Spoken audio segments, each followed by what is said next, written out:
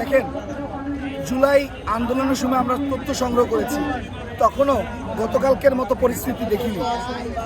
দুই একটা বিচ্ছিন্ন ঘটনা যদি ঘটে এরকম হতে পারে, কিন্তু আগামীকালকে বাংলাদেশের শুরু লগ্ন থেকে কালকে যেটা হয়েছে সেটা সব থেকে ঘৃণ্যতর এবং লজ্জাজনক। এরকম কখনো বাংলাদেশ দেখিনি যে গণমাধ্যমের উপর এরকম পুলিশের হামলা। বাংলাদেশে এটিই প্রথম।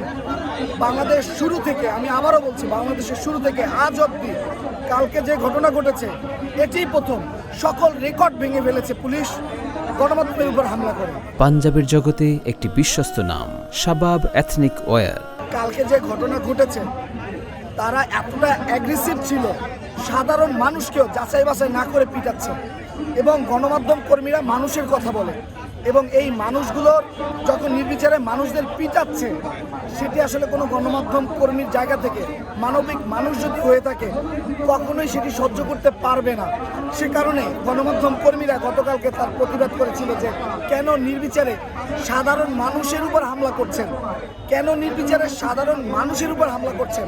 এই কথা বলার প্রেক্ষিতে যখনই আমরা এই আওয়াজ তুলেছি, এরপরেই সেখানে থাকা পুলিশের সদস্যরা তারা গণমাধ্যম কর্মীদের উপর টার্গেট করে তারা হামলা করেছে।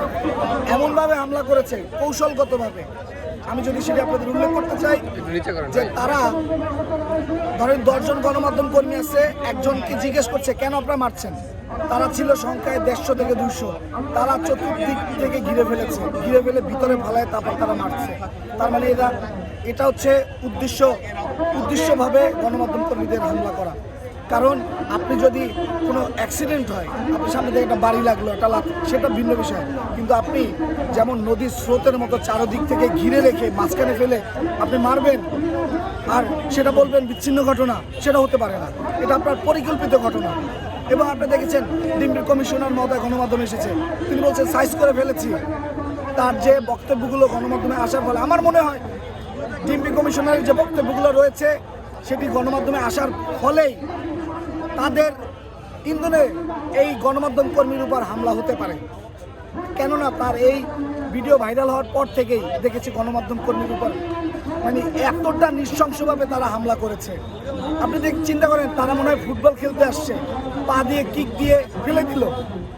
তারা বোধহয় ক্রিকেট খেলতে আসছে, যেরকম পিটায় বাস থেকে নামায় পিটাচ্ছে, বল যেমন পিটায়। মানে এরকম পুলিশ আমরা আগে দেখিনি যে গণমাধ্যম কর্মীদের উপর এভাবে তারা হামলা করছে। শুধুমাত্র তাদের যে অনৈতিক কর্মকাণ্ড, নির্বিচারে মানুষকে পিটানো, সেটির প্রতিবাদ গণমাধ্যম কর্মীরা করেছিল গতকালকে, এবং তার কারণেই এই গণমাধ্যম কর্মীদের হামলা হয়েছে। যে আমার গলাটা ভেঙে গেছে, কারণ আমার সামনে আমার ভাইদের পিটাচ্ছে, আমাকে লাথি মারছে। কেন? কি অপরাধ আমাদের? সত্য। আরেকটা কথা বলে রাখি, আপনারা মনে রাখবেন, যখন দেখবেন গণমাধ্যম কর্মীরা ঝামেলায় আছে তার মানে মনে করবেন সত্য উদ্ঘাটন হচ্ছে। আর যখন দেখবেন গণমাধ্যম কর্মীরা ঠান্ডা আছে কোনো আলোচিত ঘটনায়, তখন মনে করবেন সেটা ধামাচাপা পড়ে যাচ্ছে।